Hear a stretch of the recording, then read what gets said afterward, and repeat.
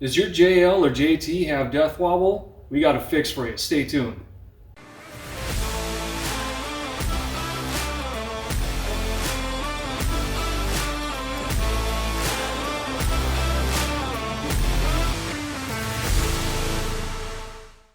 Hey guys, Patrick from Iron Rock Off-Road here. So your new Jeep has death wobble and you haven't even taken it on the trail yet. The dealership solution is to throw a steering stabilizer at it. They're doing this so much they're running out of them. Worst part is, it's not fixing the problem. So we go through the usual suspects. We check our track bar, we check our tie rod, we check our ball joints, all of it. And we think we've found the solution here. That factory drag link and at the pitman arm we found is loose, knocking around, has a lot of play. We've got a solution. Follow me over to the bench, we'll show you what I'm talking about. When it comes to death wobble, we want to look at all the contributing factors because we never feel like there's ever one sole cause to death wobble. But you do want to make sure you're checking all the usual suspects. Again, the track bar, the tie rod, the ball joints, all those items. For today, what we found is that it's the drag link end from the factory that's causing the problem. I've got a factory one and our replacement right in front of me here. Now we've got the OEM one here, and then we've got our Iron Rock Off-Road 1-ton replacement here. Doing just a quick side-by-side, you can see that our unit is much larger.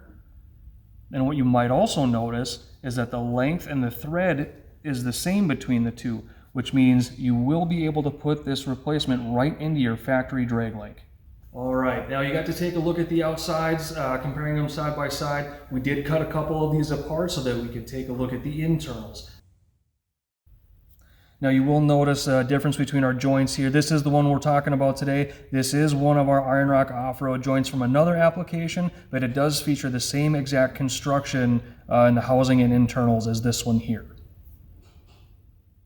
Now we'll go ahead and slip the ball stud out of these. And just as you saw on the outside, that housing on the Iron Rock Off-Road 1-ton unit is much larger than the OEM. Then we'll take a look at the ball stud here. You can see that that ball on the 1-ton unit is much, much larger than factory, and also that it's got a full body shank instead of necking down like the OEM unit does. All right, time to start the install here. As you can see, I'm sitting on the floor. It's that easy of a job. All we gotta do is get in here, loosen up the clamp on the double adjuster, take the nut off of the stud at the pitman arm, pop it out, thread it out, and thread the new one in. So if you remember looking at that new unit on the bench over there, it's got a fork at the end of it. What that does is up to a certain point, it keeps this end from rotating with a pin a little bit further up in the drag link. Little pro tip. Do the inside threads rather than the outside so you don't get this stuff everywhere.